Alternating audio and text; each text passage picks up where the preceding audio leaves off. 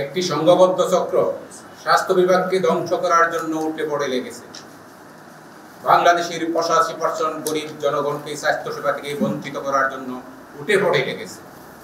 আপনারা জানেন বাংলাদেশের 4554টি ইউনিয়ন, 500-র ঊর্ধ্বে উপজেলা স্বাস্থ্য কমপ্লেক্সে উপসহকারী কমিটি মেডিকেল অফিসারগণ তথা ডিপ্লোমা চিকিৎসকগণ 1979 সাল থেকে নিরলসভাবে অত্যন্ত সফলতার সাথে এই সেবা কেন্দ্রগুলোতে বহির্বিভাগ সেবা, ইমার্জেন্সি সেবা দিয়ে আসছে। কিন্তু দীর্ঘ 45 বছর পার হওয়ার পরও এই ডিপ্লোমা চিকিৎসকদের পদোন্নতি, পেশাগত মান উন্নয়ন, উচ্চশিক্ষা এবং ম্যাথ ছাত্রদের কোর্স কারিকুলাম যুগোপযোগী করার কোনো লক্ষণ নেই।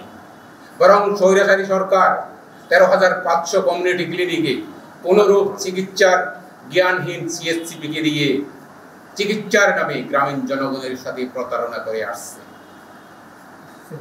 গ্রামীণ জনগণের সেবাকে হাস্যকর করে তুলছে। তদুপরি ম্যাট শিক্ষা ব্যবস্থার বিলোপ করতে উপসহকারী কমিউনিটি মেডিকেল অফিসারদের শূন্য পদে নিয়োগ না দিতে, তাদের পেশাগত পরিচয়কে মুছে দিতে, তাদের যাতে কোনো রকম পেশাগত মান উন্নয়ন ও প্রশিক্ষণ না হয় সেই জন্য চক্রান্তকারীরা প্রতিনিয়ত স্বাস্থ্য মন্ত্রণালয়, স্বাস্থ্য অধিদপ্তর ও চিকিৎসা ব্যবস্থা অচল করে দেওয়ার হুমকি দিচ্ছে। উত্তরণের জন্য আমরা জাতির বিবেক সাংবাদিক বন্ধুগণের সামনে ছুটে এসেছি। আপনারা গ্রামের মানুষের স্বাস্থ্য সেবাকে বাঁচান। স্বাস্থ্য বিভাগের এই সিন্ডিকেট এবং চক্রান্তের হোতাদের মুখোশ জাতির সামনে তুলে ধরুন। জনগণকে বাঁচান। পেশাজীবী উপসহকারী কমিটি মেডিকেল অফিসার, বেকার ডিপ্লোমা চিকিৎসকগণ ও ম্যাট শিক্ষার্থী সহ আমাদের নিম্নোক্ত 4 দফা দাবি। দাবি নম্বর 1, অন্যান্য ডিপ্লোমাদের ন্যায় 10ম গ্রেডে উন্নীতকরণ। অতি শীঘ্রই 10ম গ্রেডের শূন্য পদগুলোতে ডিপ্লোমা চিকিৎসকদের নিয়োগ দান। কমিউনিটি ক্লিনিকের সেবার মান বৃদ্ধি করতে 4 বছর মেডিকেল ডিপ্লোমাধারীদের চিকিৎসকদের নিয়োগ দান। দাবি 2, ম্যাথস কারিকুলামের আধুনিকীকরণ, যৌগোপযোগী ও আন্তর্জাতিক মানের উন্নীতকরণ। দাবি 3, অন্যান্য ডিপ্লোমাদের ন্যায় এবং রাষ্ট্র কর্তৃক স্বীকৃত মৌলিক অধিকারের অংশ হিসেবে উচ্চ শিক্ষার সুযোগ এবং পৃথক মেডিকেল কলেজ অথবা বিদ্যমান মেডিকেল কলেজে প্রতিযোগিতামূলক অংশগ্রহণের ব্যবস্থা গ্রহণ করুন। 4, medical education board of Bangladesh গঠন, প্রতিষ্ঠানের নাম পরিবর্তন ও ডিগ্রির নাম পরিবর্তন। আপনারা জানেন দীর্ঘ 45 বছর কম বেশি সময় থেকে আমরা এই দাবি দাওয়াগুলো নিয়ে আন্দোলন করে যাচ্ছি, কিন্তু কোনো পদক্ষেপ নেই। আপনারা জানেন জুলাই আগস্টের বৈষম্য বিরোধী আন্দোলন সফল পরিণতিতে ডিপ্লোমা চিকিৎসকদের দীর্ঘ 45 বছরের বৈষম্যের হওয়ার স্বপ্ন আমরা আন্দোলন করে যাচ্ছি। সরকার কথা দিয়েছিল, 3 মাসেও কথা রাখেননি। আমাদের সম্মিলিত আন্দোলনের পরিপ্রেক্ষিতে 22/1/2025 তারিখে মন্ত্রণালয় 7 দিনের সময় দিয়ে নোট অফ ডিসকাশন দিয়েছে, কিন্তু ওনারাও কথা রাখেননি। আবারও আন্দোলনের পরিপ্রেক্ষিতে 9 ফেব্রুয়ারি 2025 তারিখে মন্ত্রণালয়ের সর্বোচ্চ পর্যায়ের বৈঠকে নোট অফ ডিসকাশন দিয়েছেন। এখন পর্যন্ত বাস্তবায়নের কোনো লক্ষণ নেই। উল্টো গ্রাজুয়েট চিকিৎসকগণের হুমকি দিয়েছে নোট অফ ডিসকাশন যেন বাস্তবায়ন না হয়। বাস্তবায়ন হলে তারা কর্মবিরতি, কমপ্লিট শাটডাউন এবং স্বাস্থ্য ব্যবস্থা অচল করে দিবেন, যার নমুনা আপনারা বিভিন্ন মেডিকেল কলেজে দেখতে পাচ্ছেন। সুপ্রিয় সাংবাদিক বন্ধুগণ, আমরা শঙ্কিত, আমরা আতঙ্কিত। ওনারা কর্তৃপক্ষের কাছে ডিপ্লোমা চিকিৎসকদের বিরুদ্ধে 5 দফা দাবি পেশ করেছেন। সেখানে উল্লেখযোগ্য হলো 1 নম্বর, ম্যাট শিক্ষা কার্যক্রম অবিলম্বে বন্ধ করে দিতে হবে। 2 নম্বর, তাদের কোনো ধরনের পদোন্নতি দেওয়া যাবে না। 3 নম্বর, তাদের পদ উপসহকারী কমিউনিটি মেডিকেল অফিসার পদোন্নতি করে মেডিকেল অ্যাসিস্ট্যান্ট করা, যা চরম অবমাননাকর। 4 নম্বর, স্বাস্থ্য সেবা কেন্দ্রগুলোতে ডিপ্লোমা চিকিৎসকগণ কোনো সেবা দিতে পারিবে না। 5 নম্বর, এছাড়া 4.5 বছরের কোর্স কারিকুলামকে 6 মাসের কোর্স কারিকুলাম বলে অপপ্রচার ও মিথ্যাচারের চরম বহিঃপ্রকাশ। তারা প্রচার করতেছে ম্যাথস কারিকুলাম, ইন্টার্নি এবং বিএমডিসি নিবন্ধন নাকি স্বৈরাচার সরকারের আমলে, তাই তা বন্ধ করে দিতে হবে। এটা চরম দৃষ্টতা। অথচ 1973 সালের পঞ্চম বার্ষিকী পরিকল্পনার আলোকে 1976 সালে ম্যাথ শিক্ষা ব্যবস্থা প্রচলন, 1980 সালে বিএমডিসি আইন প্রথম নিবন্ধন শুরু, 1985 সালে রাষ্ট্রপতির আদেশ ক্রমে উপসহকারী কমিউনিটি মেডিকেল অফিসার পদের সৃষ্টি। এত সব দালিলিক প্রমাণ থাকা সত্ত্বেও তাদের মিথ্যাচার থামছে না। কর্তৃপক্ষের কোনো ধরনের পদক্ষেপ নিচ্ছে না, বরং তাদেরকে মাটি নামিয়ে আমাদের দাবি নচ্ছাদ করার অপচেষ্টা চালিয়ে যাচ্ছে। সুপ্রিয় সাংবাদিক বন্ধুগণ, আমরা চরমভাবে বঞ্চিত, অপমানিত, তথ্য সন্ত্রাসের শিকার। আপনাদের মাধ্যমে আমরা কর্তৃপক্ষ গ্রাজুয়েট চিকিৎসকদের জানাতে চাই যে অবিলম্বে ন্যায্য দাবি দেওয়া মেনে নিতে হবে। সব ধরনের তথ্য সন্ত্রাস বন্ধ করতে হবে, না হয় পরবর্তী পরিস্থিতির অবনতির দায় কর্তৃপক্ষ এবং গ্রাজুয়েট চিকিৎসকদেরকে বহন করতে হবে। স্থিতিশীল, সমৃদ্ধ ও সিন্ডিকেট মুক্ত স্বাস্থ্য সংস্কার সময়ের দাবি। আপনাদের কটু কৌশল চলতে থাকলে আপামর জনগণ আপনাদের বিরুদ্ধে ঝাঁপিয়ে পড়বে।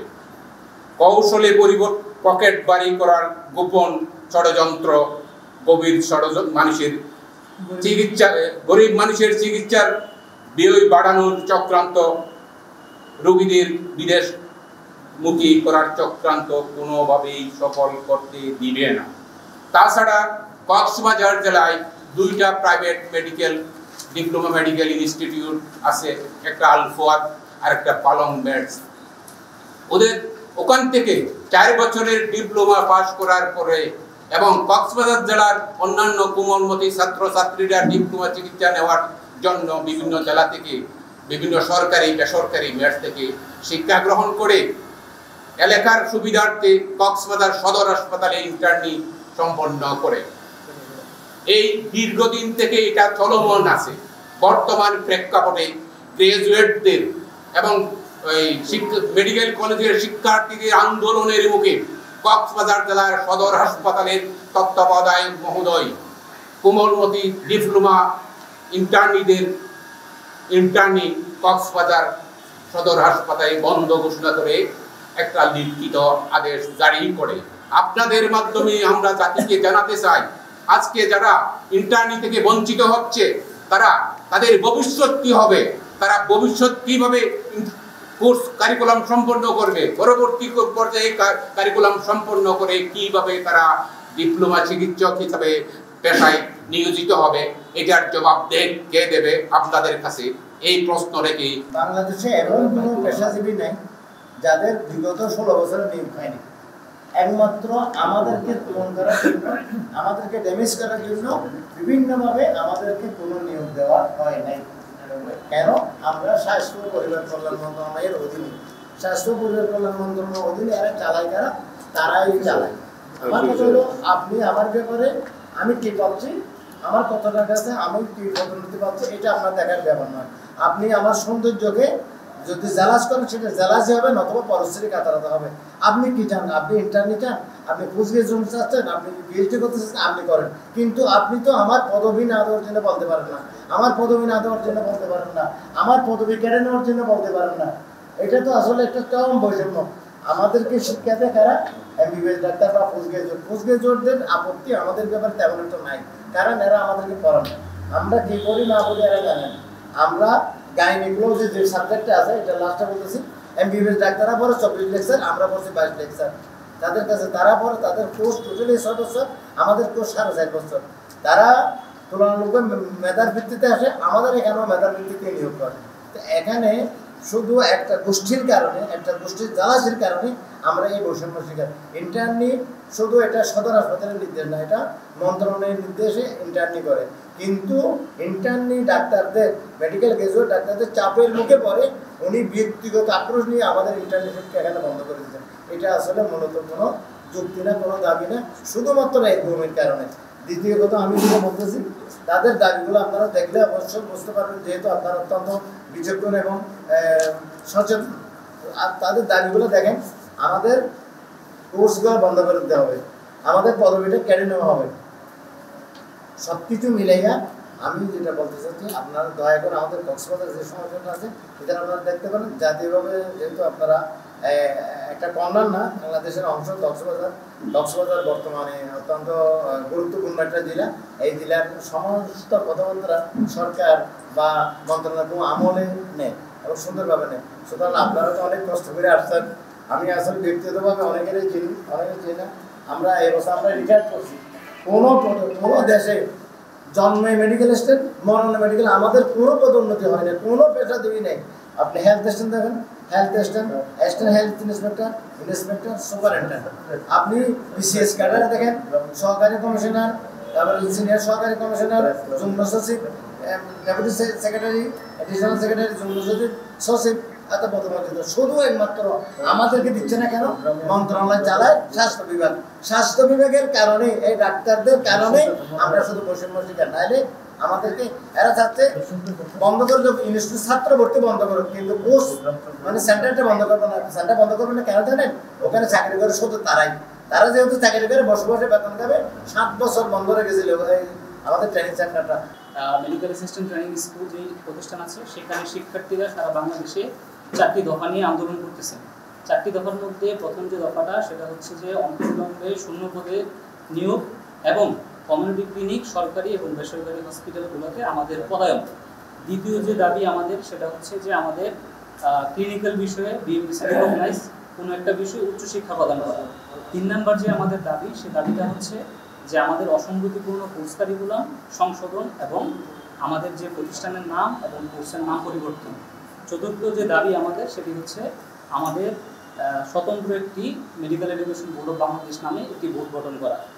এই আন্দোলনের প্রেক্ষিতে আমরা গত 22শে জানুয়ারি 2025 সালে শাহবাগে একটা কর্মসূচি ঘোষণা করি। সেই কর্মসূচি ঘোষণার ফলে স্বাস্থ্য মন্ত্রণালয় থেকে আমাদেরকে 7 দিনের একটা সময় দেওয়া হয়, বলে যে 7 দিনের মধ্যে আমাদের দাবি দেওয়াগুলো পূরণ করা হবে। তারই প্রেক্ষিতে সারা বাংলাদেশে ডক্টর মুভমেন্ট ফর জাস্টিস নামের একটা সংগঠন এবং হচ্ছে যে সারা বাংলাদেশের যেই মেডিকেল কলেজগুলো আছে, তারা 5টা দফা দাবি হচ্ছে যে এখানে উত্থাপন করে যে আমাদেরকে উপসহকারী কমিউনিটি মেডিকেল অফিসার হিসেবে নিয়োগ দেওয়া যাবে না। আমাদের যে কোর্স কারিকুলাম সেটা হচ্ছে যে 4 বছর একাডেমিক এবং 6 মাস ইন্টার্নশিপ, কিন্তু তারা বিভিন্নভাবে আমাদের এই কোর্সটাকে 6 মাস 1 বছর বলে উপস্থাপনা করে। আমাদের এই যে বিষয়গুলো, তারপরে হচ্ছে যে আমাদের যে বিএমডিসি রেজিস্ট্রেশন নাম্বার, আপনারা জানেন যে Bangladesh medical and dental council আইন 2010 ধারা 22 অনুযায়ী নিবন্ধন ব্যতীত অ্যালোপ্যাথিক চিকিৎসক এবং চিকিৎসা করতে পারবে না। অন্য আইনে যাই থাকুক, বিএমডিসি রেজিস্ট্রেশন ছাড়া কেউ চিকিৎসা করতে পারবে না। এই রেজিস্ট্রেশনটা আমরা পেয়ে আসছি 1986 থেকে।